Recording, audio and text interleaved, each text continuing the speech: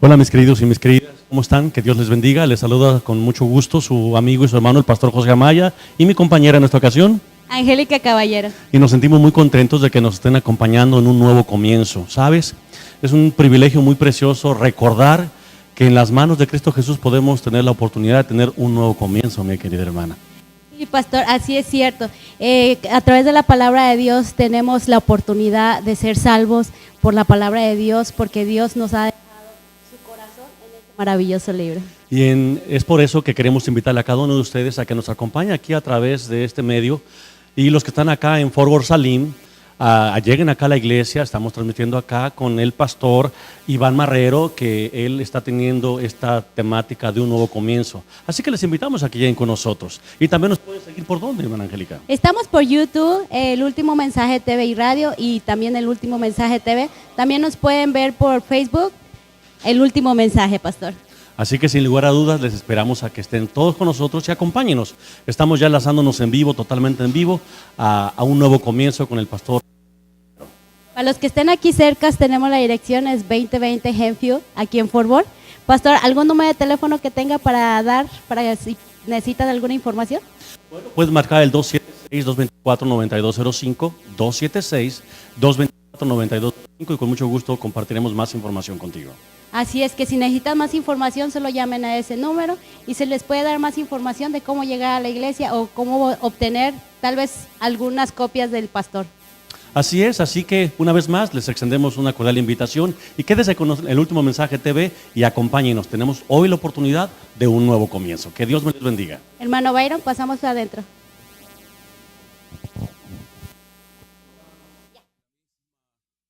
El mismo Espíritu Santo que la inspiró también venga a aclararla para nosotros esta noche, la pueda grabar profundamente en nuestras conciencias.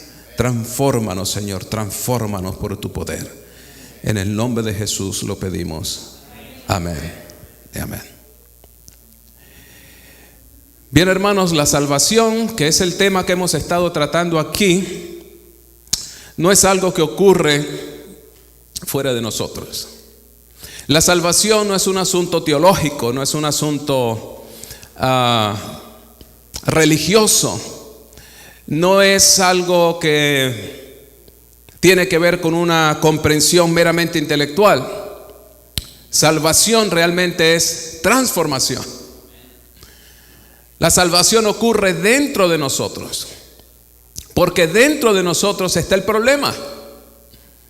De modo que la solución, la sanación, la restauración tiene que ocurrir dentro de nosotros, en lo más profundo.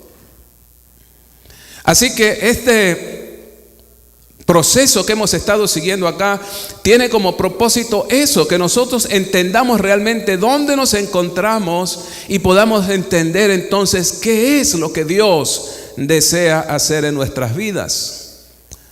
Hemos llegado ya a establecer claramente que nuestro problema es el pecado realmente, y que el pecado en realidad, en esencia, consiste simplemente en no amar. Llegamos a ser pecadores porque no somos capaces de amar. Pues la ley realmente es una ley que demanda amor.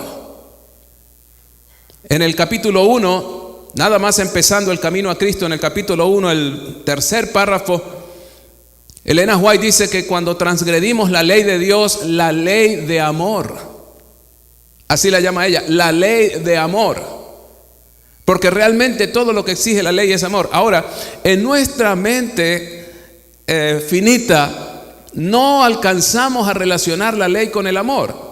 Pues cuando a nosotros nos hablan de ley, ¿en qué pensamos? Honestamente, ¿en qué pensamos? Cuando te dicen, aquí está la ley.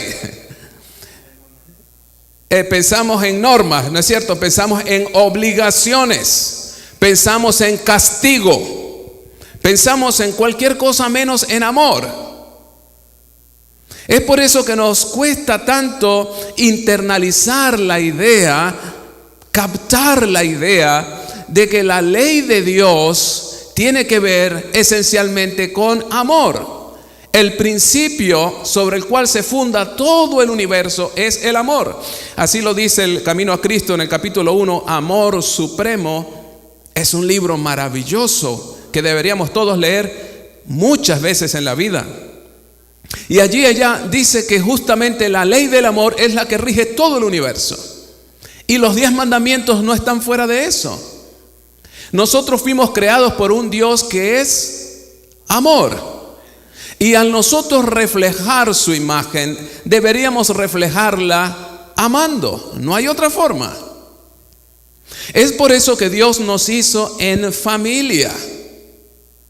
Porque solo en familia nosotros podemos desarrollar, demostrar ese amor que Dios colocó en el corazón de cada ser humano. Dios es un Dios plural, es un Dios que vive en relación, Padre, Hijo y Espíritu Santo, y los tres viven en amor perpetuo, en amor perfecto, donde cada uno está unido al otro por el vínculo más profundo del amor. De esa manera, cuando Dios creó al ser humano, también lo creó para las relaciones. Nosotros somos seres sociales por creación, por diseño. Fuimos hechos para vivir en conexión con otros seres humanos. ¿Por qué? Porque Dios vive así. Dios vive en permanente relación. Dios es plural. No es una persona única, solitaria y egoísta que exige a todo costo la adoración y la obediencia irrestricta de sus criaturas. No, esa fue la imagen que Satanás quiso vender en el cielo. Pero en realidad Dios es un Dios relacional.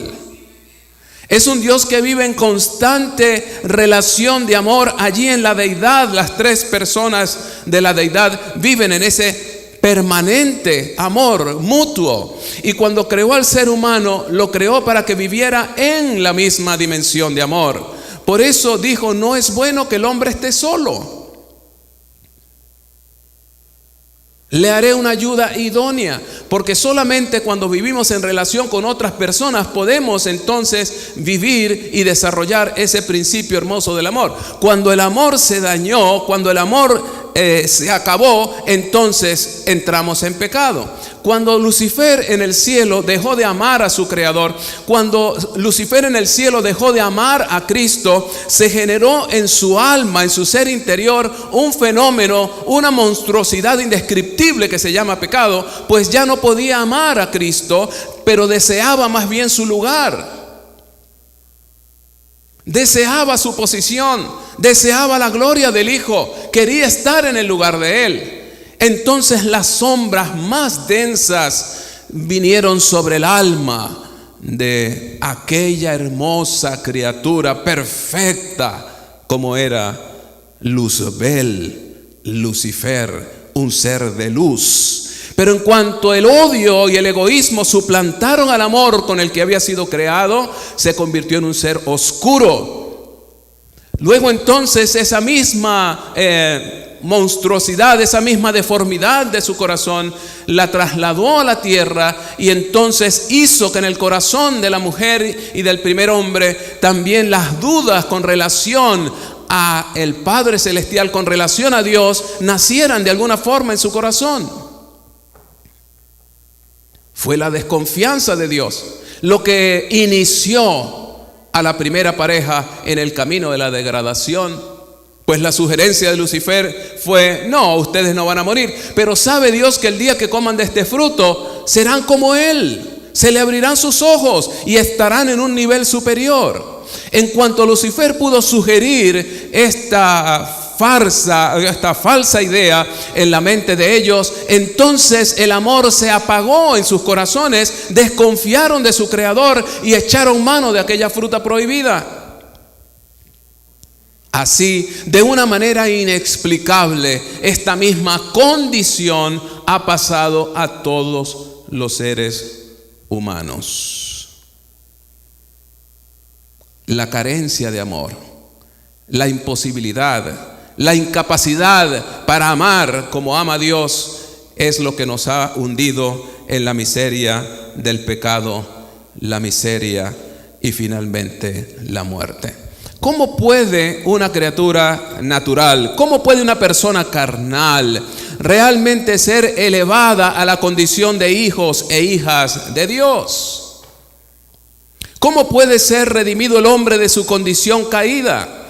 Ese es el punto que se tiene que resolver esta semana. Es el punto que tiene que resolver Nicodemo esa noche conversando con Jesús. Ahí en Juan capítulo 3, en el versículo 5 en adelante. Vamos a ver cómo va desarrollándose la conversación entre Jesús y este maestro. Respondió Jesús: de cierto te digo, que el que no naciere de agua y del Espíritu no puede entrar en el reino de Dios. Lo que es nacido de la carne es carnal, lo que es nacido del Espíritu es espíritu. No te maravilles, no te asombres de que te dije, es necesario nacer de nuevo. El viento sopla de donde quiere y oye su sonido, pero no sabes de dónde viene, ni tampoco a dónde va. Así es todo aquel que es nacido del Espíritu.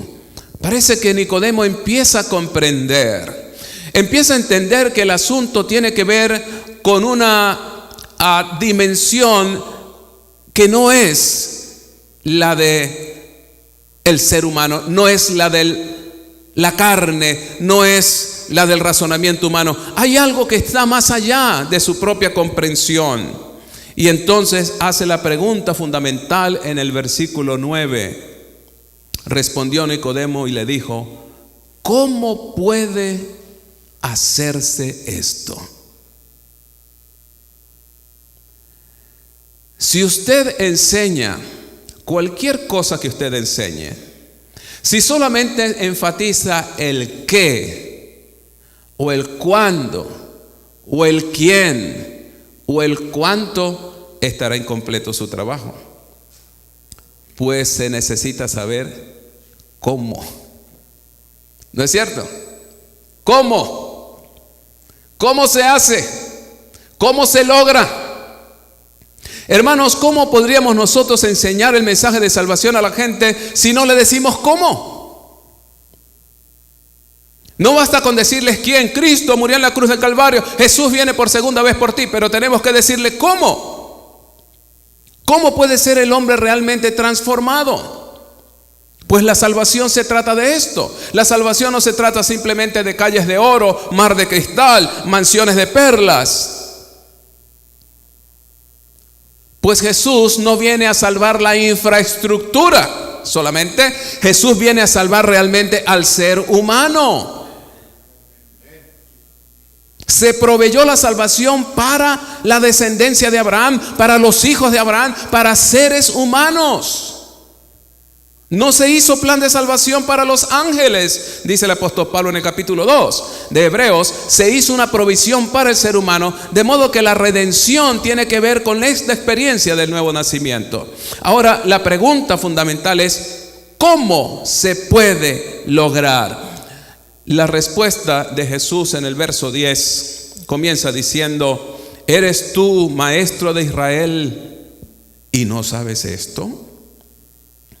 Es un poco humillante, ¿no? Jesús no tiene la intención de humillar de por sí a Nicodemo, pero sí hacerle sacudir su conciencia. ¿Cómo es posible que tú eres un maestro en religión, tú eres un maestro de Biblia y no sabes cómo se nace de nuevo? Eres un líder en la iglesia, tienes tantos años en ella y no sabes cómo es que una persona nace de nuevo. ¿Cómo podríamos entender mayores misterios si esta es la base, el comienzo de todo? Pues todo lo demás en la experiencia cristiana es accesorio, complementario, consecuencia del nuevo nacimiento. De eso se trata la salvación. No podríamos nosotros ignorar entonces principio tan esencial.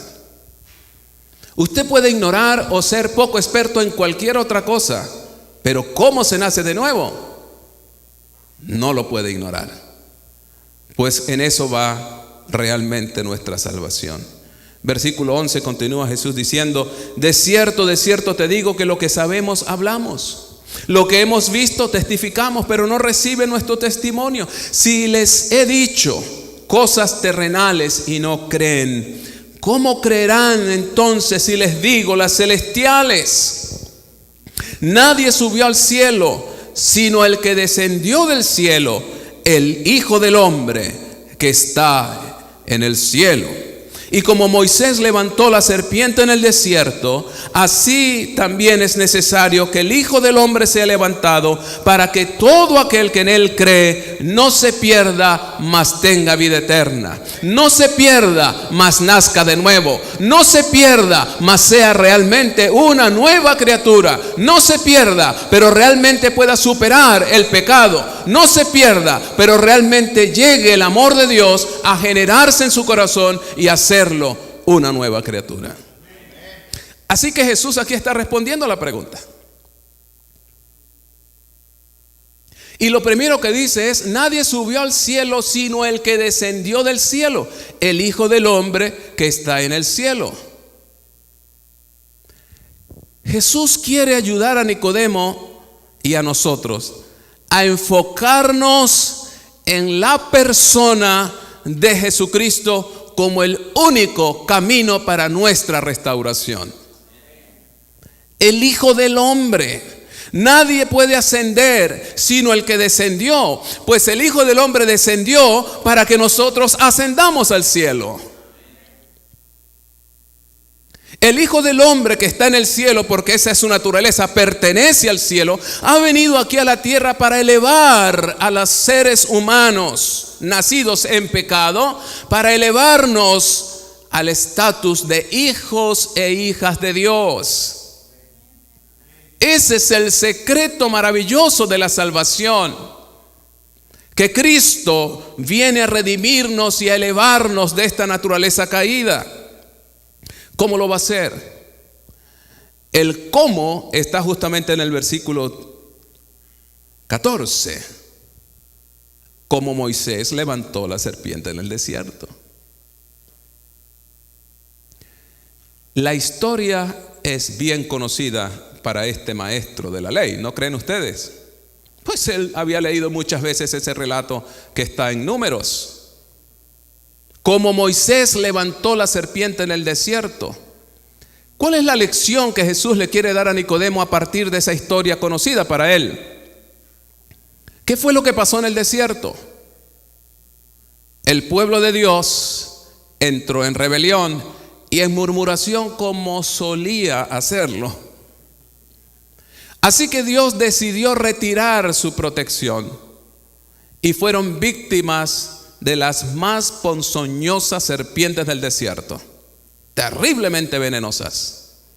Empezaron a morder a la gente y al poco tiempo el veneno circulaba por todo su sistema sanguíneo, por todo su torrente sanguíneo, y estaba provocando la muerte rápidamente de muchas personas. Cundió el pánico en el campamento. Entonces Dios le da una orden extraña a Moisés. Extraña. Pues no le manda a preparar rápidamente un antiofídico. No. Sino que le dice: Moisés, prepara, bate bronce, funde el bronce y hazte una serpiente. Una serpiente. Qué extraño. Sí, una serpiente. Colócala sobre un asta bien alta y entonces elévala y pídele a todo aquel que ha sido mordido de la serpiente mortal que mire a la serpiente de bronce. ¿Qué sucedió? Lo más extraño que jamás nadie se podría pensar. Resulta que aquellos que eran mordidos, en cuanto miraban a la serpiente que Moisés estaba elevando en alto, de una manera que ellos no podían explicar, milagrosamente, el veneno en la sangre de la víctima empezaba a retroceder, desaparecía y se recuperaban. Un milagro. Pero lo interesante es que la serpiente tiene la misma forma, o es decir, la solución tiene la misma forma del problema. Aquí hay una lección espiritual muy profunda, teológicamente realmente profunda. Pero hay varias cosas que podemos ver así, grosso modo. En primer lugar,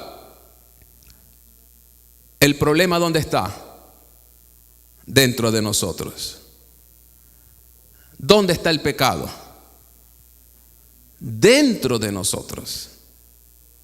Dentro de nosotros. Somos seres pecadores y cuando la tentación viene, reaccionamos porque el pecado ya vive en nosotros y reacciona al estímulo. Entonces, estas gentes mordidas de serpiente tienen el problema dentro, el veneno está dentro de sus cuerpos. Pero la solución, ¿dónde está?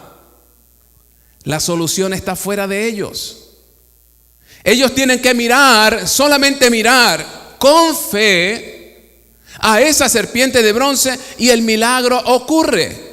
Ahora Jesús dice, así como se hizo en el desierto, así debe ser redimido el hombre ahora. En pocas palabras, la única oportunidad del hombre ahora es que Cristo sea levantado delante de él. Es levantando a Jesús como empezamos nosotros a ser levantados. Es mirando a Cristo como empezamos a ser restaurados. Es en Cristo como somos nuevamente conectados con la fuente del amor infinito. Es mirando a Cristo como podremos ser librados del veneno mortal del pecado. No hay otra forma. Ahora, cuando Jesús se refiere a levantar al Hijo del Hombre, ¿de qué está hablando? En el capítulo 12 del mismo libro de Juan, vamos a ver algo interesante. Juan capítulo 12, versículo 32 y 33. Juan capítulo 12, versículo 32 y 33. Dice la palabra del Señor allí: y yo, si fuere levantado de la tierra, a todos atraeré a mí mismo. Y decía esto dando a entender de qué muerte iba a morir.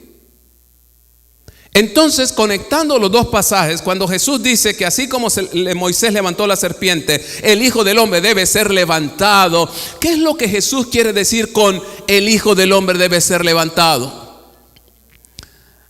Obviamente se está refiriendo a la crucifixión de Cristo. Pues aquí en Juan 12:32 él dice: el Hijo del Hombre será levantado y a todos atraeré a mí mismo. Está hablando de su muerte en la cruz del Calvario. Y tiene tal poder la muerte de Cristo en la cruz que puede atraer al pecador a Cristo. Al ir a la cruz, el pecador es llevado de vuelta a Dios. Hay poder en el mensaje de la cruz. En la cruz se consumó la salvación del ser humano. En la cruz se pagó nuestra redención. Y en la cruz comienza nuestra restauración. Es por eso que no hay mensaje completo del evangelio si no se levanta a Cristo. No es suficiente con señalar el pecado, lo cual ya hemos hecho en estos primeros días. No es suficiente con darnos cuenta hasta dónde está nuestra miseria hecha una realidad en nuestro corazón. Hemos levantado la ley de amor de Dios, y nos hemos dado cuenta de que no somos nada, somos malos por naturaleza. No sabemos amar, somos egoístas. No hay uno bueno, no hay quien haga justicia, no hay ni siquiera uno, dice Pablo en Romanos 3. Esa es la condición del ser humano y no puede hacer nada por sí mismo.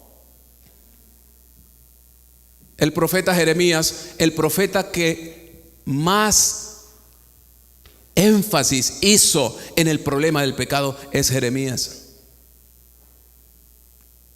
Jeremías dijo: aunque te laves con lejía y amontones jabón sobre tu cabeza, la mancha de tu pecado permanece delante de mí.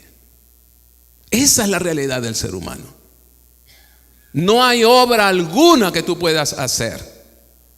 Pero el Evangelio no solamente me coloca en mi verdadera posición, pero me lleva a la única y verdadera solución, Cristo Jesús. Por eso, para ser redimidos, tenemos que contemplar al crucificado. Tenemos que ir al pie de la cruz. ¿Cómo podremos nosotros predicar el Evangelio si no hablamos de Cristo crucificado? Cualquier mensaje que no lleve a la persona a Cristo es un falso evangelio. Es una falsificación de la verdad. Es pura teoría humana. No hay evangelio sin la cruz. Por eso el apóstol Pablo, miren cómo él lo ratifica en 1 Corintios. Pablo era un apasionado por la cruz. En un lugar predicando este tema, una hermana salió preocupada y me decía: pastor, me pone nerviosa cuando usted habla tanto de la cruz, porque usted sabe, yo vengo del mundo católico y la cruz. Yo le decía: no le tengas miedo a la cruz. Cuando hablamos de la cruz, no nos referimos al instrumento. Eso no tiene ningún poder. Cuando hablamos del poder de la cruz, nos estamos refiriendo a lo que pasó en esa cruz, lo que Cristo hizo en esa cruz. ¿De acuerdo? Para que ninguno piense que estamos exaltando el instrumento de madera como que tuviese algún poder. Absolutamente no. Es Cristo quien tiene poder. Dice él en el versículo 17, capítulo 1 de Primera de Corintios. Primera de Corintios, capítulo 1, versículo 17. Dice Pablo: pues no me envió Cristo a bautizar, sino a predicar el Evangelio, no con sabiduría de palabras, para que no se haga vana la cruz de Cristo, para que no se haga innecesaria la cruz de Cristo. Porque la palabra de la cruz, versículo 18, es locura a los que se pierden, pero a los que se salvan, es decir, a nosotros, ¿qué cosa es la cruz? Poder de Dios. Poder de Dios. Entonces, en el versículo 22, sigue diciendo Pablo en su discurso: porque los judíos piden señales, los griegos buscan sabiduría, filosofía, pero nosotros predicamos a Cristo crucificado. Para los judíos ciertamente es un tropezadero, y para los gentiles locura, mas para los llamados, tanto judíos como griegos, Cristo, poder de Dios y sabiduría de Dios. Hermanos, la sabiduría de Dios está revelada en forma extraordinaria en la cruz de Cristo. El poder de Dios se revela como en ningún otro lugar en la cruz de Cristo. Por eso Pablo decía: no predico otra cosa más que Cristo crucificado. Pues Jesús le dijo a Nicodemo: ¿quieres saber cómo se nace de nuevo? Tienes que levantar a Cristo. Tienes que contemplar la cruz. Es tu única oportunidad, Nicodemo. No hay otra forma. Capítulo 2, versículo 1 del mismo Primera de Corintios. Así que hermanos, cuando fui a ustedes para anunciarles el testimonio de Dios, no fui con excelencia de palabras o de sabiduría, pues me propuse no saber entre vosotros cosa alguna, sino a Jesucristo y a este crucificado. Gloria a Dios. Hermanos, Pablo estaba clarísimo. No hay otro mensaje, no hay otro camino. La restauración del hombre de vuelta al Edén pasa por la cruz del Calvario. El nuevo nacimiento de cada criatura que nace en esta tierra tiene que pasar por el Calvario. Tiene que el ser humano perverso y caído llegar a los pies de la cruz para empezar a entender la dimensión de este programa de salvación de Dios para su vida. ¿Será por eso que Elena White escribió en El deseado de todas las gentes, la página 63, que deberíamos dedicar por lo menos una hora a la contemplación de la vida de Cristo? ¿Será por eso que ella dice que deberíamos estudiar escena por escena, dejando que la imaginación se posesione de aquellas escenas, especialmente las finales? ¿Cuánto tiempo dice ella que deberíamos pasar allí frente a la cruz? Por lo menos una hora diaria. Una hora diaria.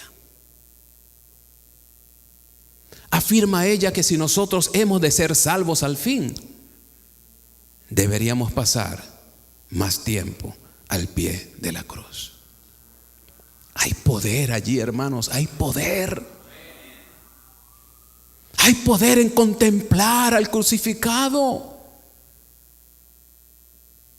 Realmente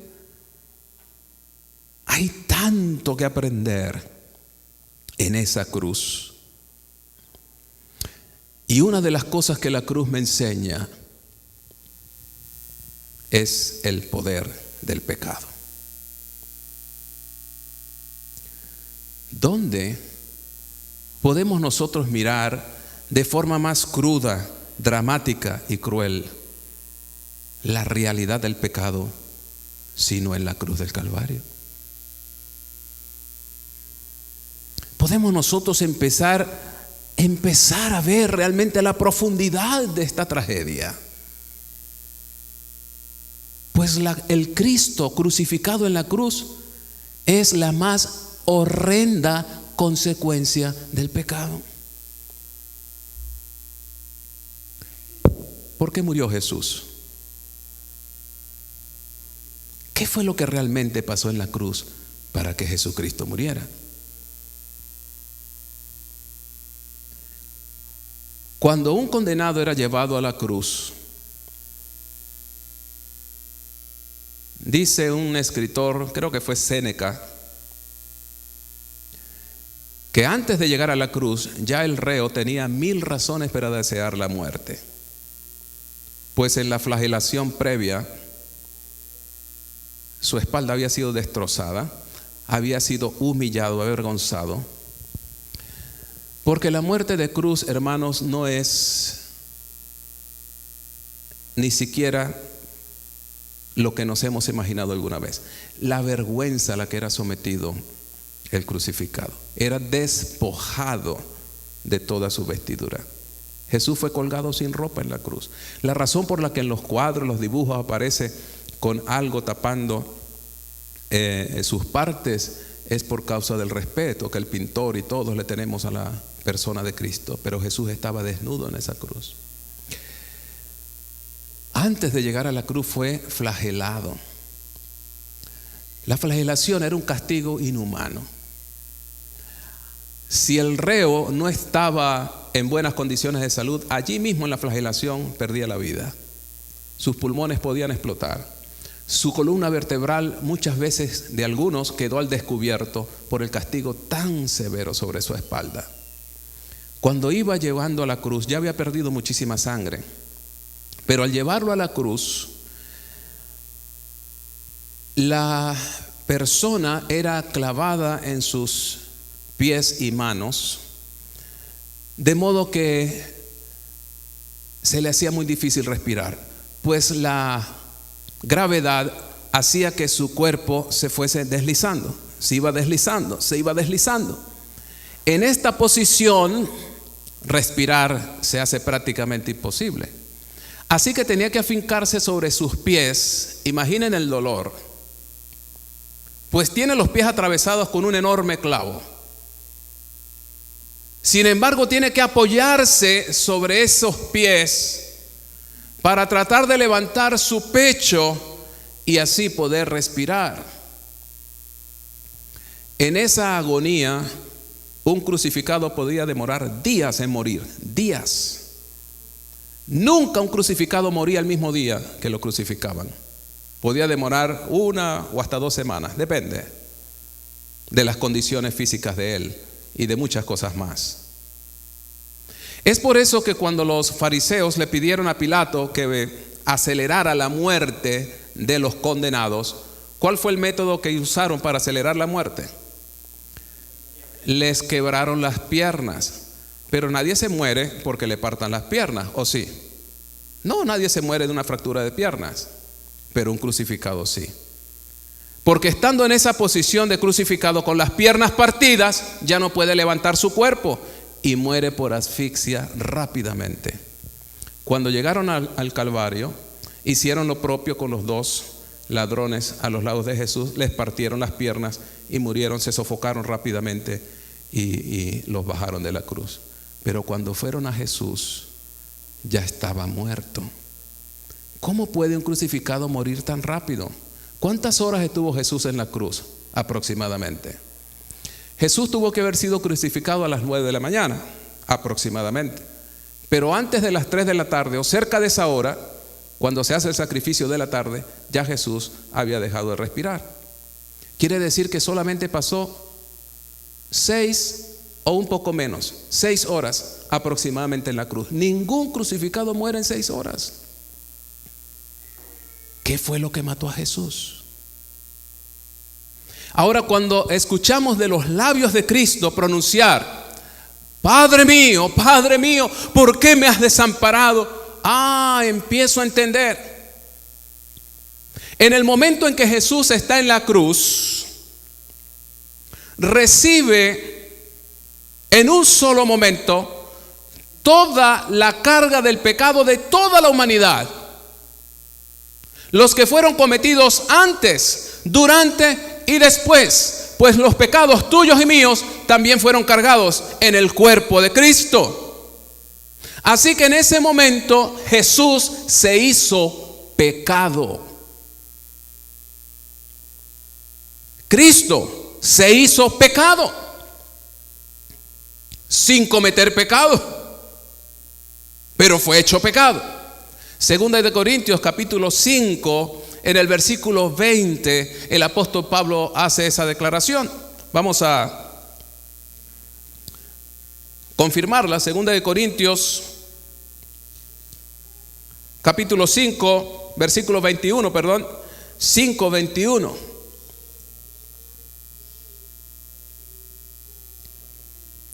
Dice la palabra del Señor: al que no conoció pecado, por nosotros lo hizo pecado, para que nosotros fuésemos hechos justicia de Dios en él. Aleluya.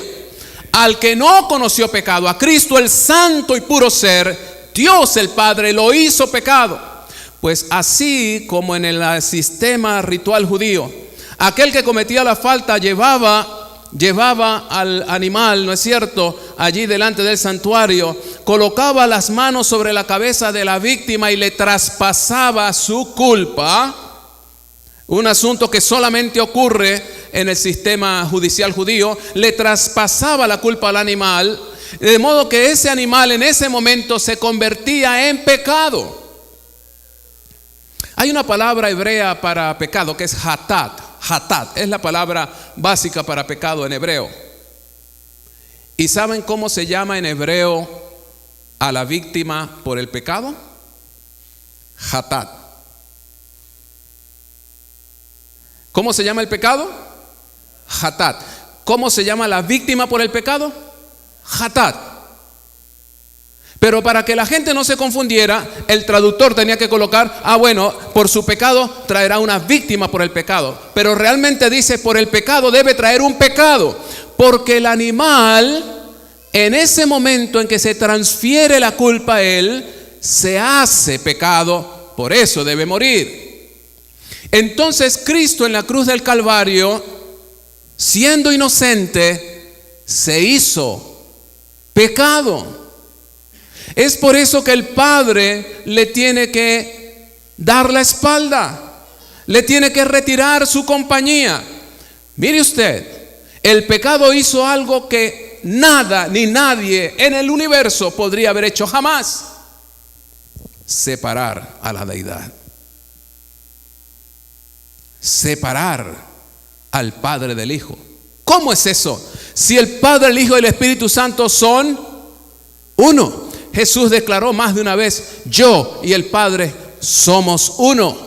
Pero en el momento de la cruz ya no fueron uno, se separaron. Pues el Hijo le dice al Padre: ¿por qué me has desamparado? Y en ese momento en que se rompe la deidad, entonces Cristo muere. Tan terrible es el pecado.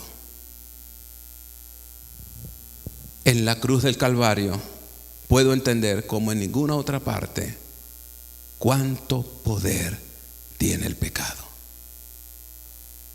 Qué lástima, qué doloroso que el pecado, el mismo que llevó a Cristo a la cruz, el mismo que le produjo el dolor más grande de Jesús y del Padre, no fueron los clavos en sus manos y sus pies, no fue la lanza de aquel blasfemo soldado, ni siquiera las espinas que taladraban sus sienes, no fue el látigo del verdugo sobre su espalda. El dolor más grande que sufrió Cristo fue la separación de su Padre.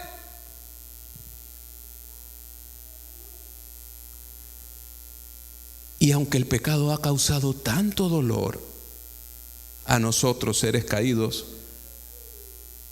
nos produce entretenimiento, placer.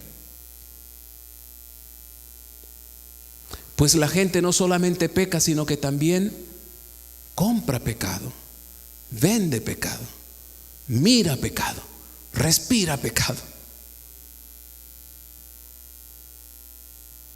¿Me hago entender? Nos entretenemos con el mal. Pues cuando la gente dice: voy a ver una película para entretenerme, ¿qué es lo que está viendo en realidad? Cuando la gente va al cine o a los grandes centros de entretenimiento, ¿qué es lo que le entretiene en realidad?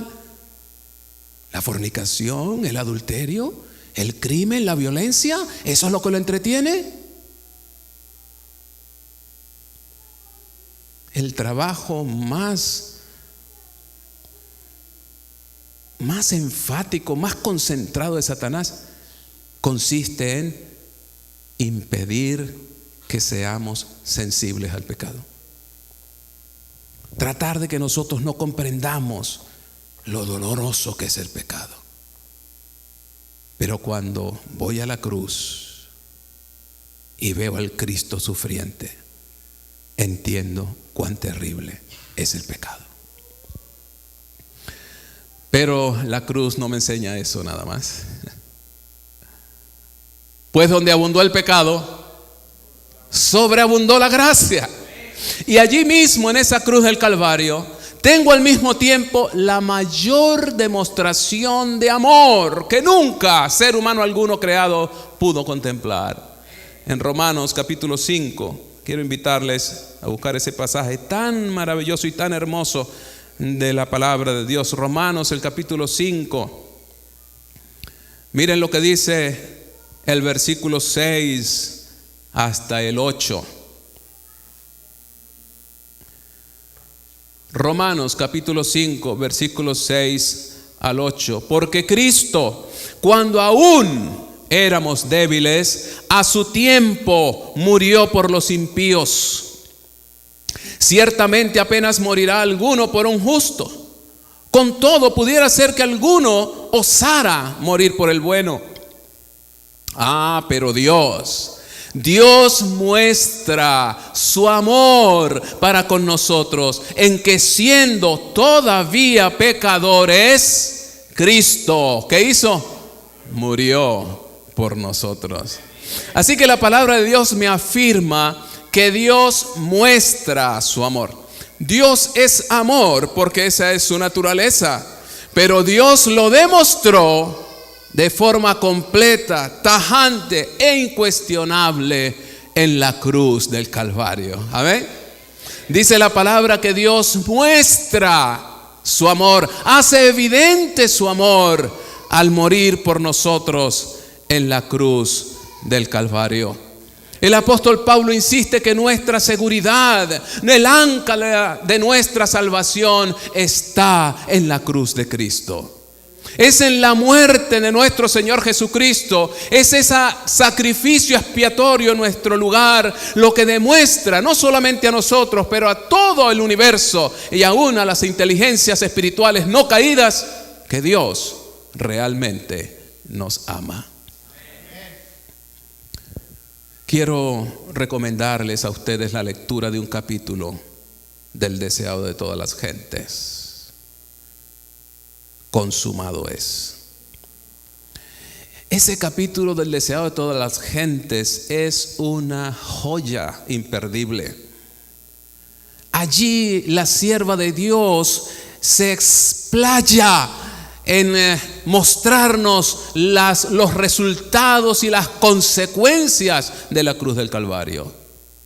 En una declaración sorprendente nos dice ella que aún los ángeles que se mantuvieron leales a Dios abrigaban dudas en su corazón con relación a las verdaderas intenciones de Satanás e incluso del verdadero carácter del Padre.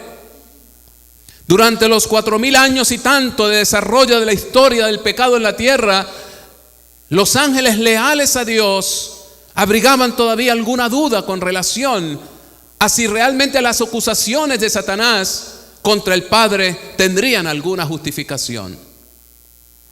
Pero en la cruz quedó demostrado para siempre a todo el universo que Dios realmente nos ama.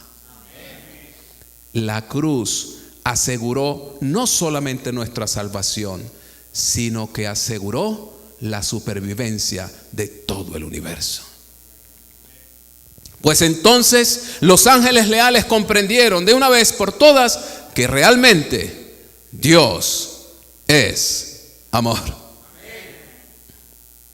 Dios es amor y ese amor es suficiente para otorgarnos total y completo perdón de nuestros pecados. En esa sangre bendita derramada por Cristo en la cruz del Calvario se pagó nuestra redención. Así que tú y yo no tenemos absolutamente nada que pagar. Nosotros no teníamos que llegar a ser puros y santos, pues no podríamos hacerlo antes de llegar a la cruz. Pues en la palabra dice que cuando todavía éramos pecadores, Cristo murió por nosotros. Cristo no murió por ninguno bueno.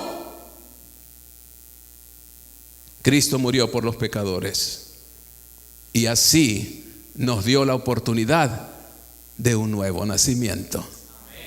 Así nos dio la oportunidad de que nuestro registro de pecado desaparezca y entonces nosotros aparezcamos delante de Dios, el juez de toda la tierra, como si nunca hubiésemos pecado. Pues ya no es nuestra culpa la que se va a revelar, sino la justicia perfecta de Cristo es la que cubre nuestro nombre. Por los siglos de los siglos sin fin, los redimidos de todas las edades, cantaremos para siempre aleluyas y loores a aquel que murió por nosotros en la cruz del Calvario y compró nuestra salvación. Pero queridos, todavía hay camino que recorrer. No podemos quedarnos allí al pie de la cruz. Jesús todavía tiene mucho que hacer en nuestras vidas. Mañana vendremos aquí nuevamente para que entonces podamos ver hasta dónde nos va a llevar el Señor. Es asombroso, hasta dónde. Ya nos tiene aquí rendidos a sus pies, pero el Señor quiere ahora todavía trabajar en nuestros corazones. Les invitamos mañana también a los amigos que nos siguen por YouTube, por la radio, que también nos encuentren mañana a las 7:30 de la noche para ver el programa completo. Dios les bendiga abundantemente. Vamos a cantar nuestro himno tema, Canción del Espíritu. Vamos a estar de pie para cantar, por favor.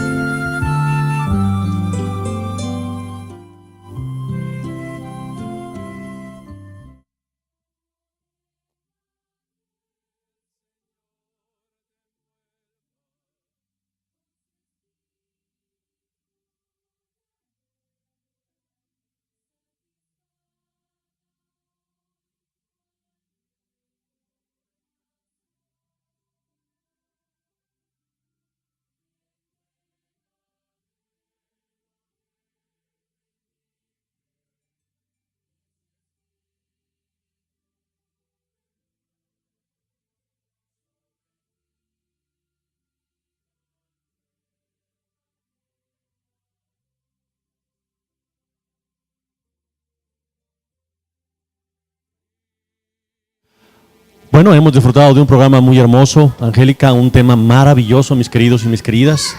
Encontrarnos al pie de la cruz es un tema demasiado importante para nuestras vidas. Y hemos tenido el privilegio y el gozo de que nos acompañes. Así que queremos invitarte en esta noche a que hagas una cita especial para que continúes con nosotros el día de mañana. ¿No crees, Angélica?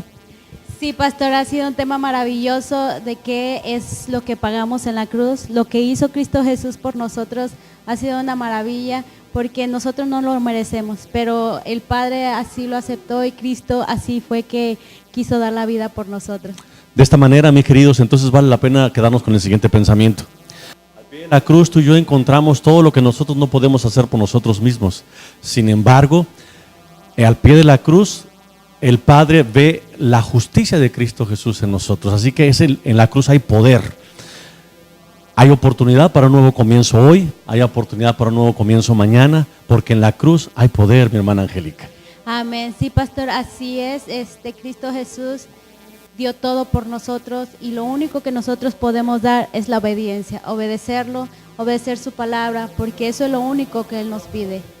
Entonces, mis queridos, antes de terminar esta transmisión, vale la pena recordar cómo nosotros somos salvos de la cruz, mis queridos. No olvides, hagamos una cita mañana para los que estamos acá en el área de Fort Worth Salim, podamos venir aquí a la iglesia de Salim y podamos encontrarnos a las 7:30 en puntito para continuar escuchando la poderosa palabra de Dios. Y los que están en internet o han quedado en sus casas, ¿por dónde nos pueden seguir, hermana Angélica? Pues ahorita los que nos están siguiendo y es por YouTube el último mensaje TV, por Facebook, nos gustaría que lo compartieran, no lo deje para ustedes. Hay muchas personas que están deseosos del espíritu, de la palabra de Dios, de la alimentación espiritual, así es que compártalo, porque eso no es para nosotros, es para todos y cada uno de ustedes. Así que mis queridos y mis queridas, tenemos una invitación para ustedes. Vengan, acompáñenos y que la paz de Cristo Jesús sea con cada uno. Se despide de ustedes su amigo, su hermano, el pastor José Amaya y nuestra hermana Angélica Caballero. No se vaya porque sigue la oración final. Que Dios lo bendiga. Padre, podemos contemplar por primera vez el amor más grande, tan grande que supera nuestro pecado. Si el pecado es una tragedia terrible y enorme, tu amor es mucho más grande que eso. Y allí donde el pecado abundó, también tu gracia y tu amor sobreabundó. Y nos ha dado, Padre querido, en esa bendita cruz, la puerta de nuestra salvación. Entendemos que ya no tengo yo que hacer nada para merecer tu perdón, simplemente aceptarlo, recibirlo por la fe. Padre, ya que nos tienes aquí compungidos al pie de tu cruz, muéstranos qué más quieres hacer con nosotros. Llévanos, Señor, hasta cumplir cabalmente tu redención en nuestras vidas. Toca nuestros corazones con tu poder. Llena nuestra mente con estos pensamientos solemnes y sagrados, que al ir a casa, Señor, puedan seguir trabajando en nuestros corazones. En el nombre de Jesús. Amén, Señor. Amén. Dios les bendiga.